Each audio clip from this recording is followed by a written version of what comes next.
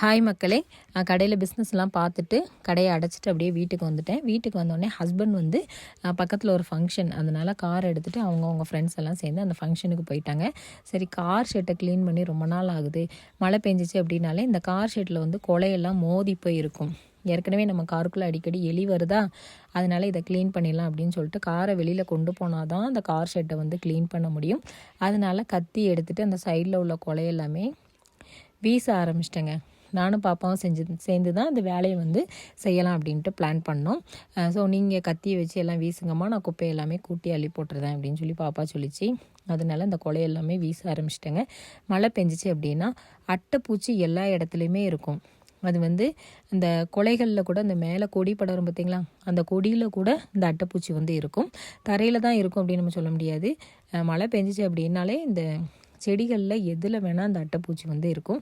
அதனால நம்ம காரை நிப்பாட்டுற இடத்துல நமக்கு வேறு இடமும் கிடையாது.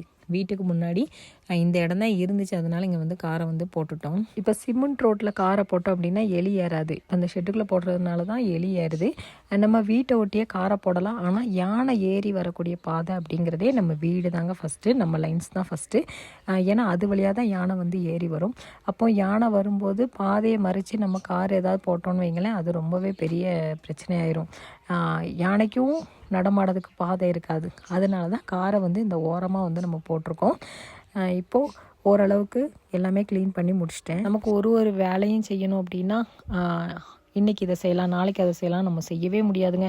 நாம் ஒரு வேலை செய்யணும் அப்படின்னு நினச்சிருப்போம், அதுக்கு பதிலாக வேறு ஒரு வேலை நமக்கு ரெடியாக இருக்கும். அதனால கிடைக்கிற டைமில் ஒரு சில வேலைகளெல்லாம் நான் முக்கியமான வேலைகள்லாம் செஞ்சுருவேன். அதே மாதிரி தான் இன்றைக்கி கார் ஷெட்டையும் க்ளீன் பண்ணேன்.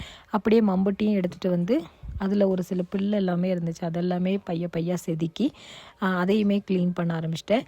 பாப்பாவும் மாறு எடுத்துகிட்டு வந்துருச்சு. அம்மா நீங்கள் குப்பையெல்லாம் ஒதுக்குங்க, நான் எல்லாமே கூட்டியிருந்தேன் அப்படின்னு சொல்லிட்டு பொடுன்னு ஒரு வேலை செய்யணும் அப்படின்னா செய்யணும் அப்படின்னு நினச்சிட்டோம்னா அது எப்படிப்பட்ட வேலையாக இருந்தாலும் டக்குன்னு செஞ்சுருவேன்.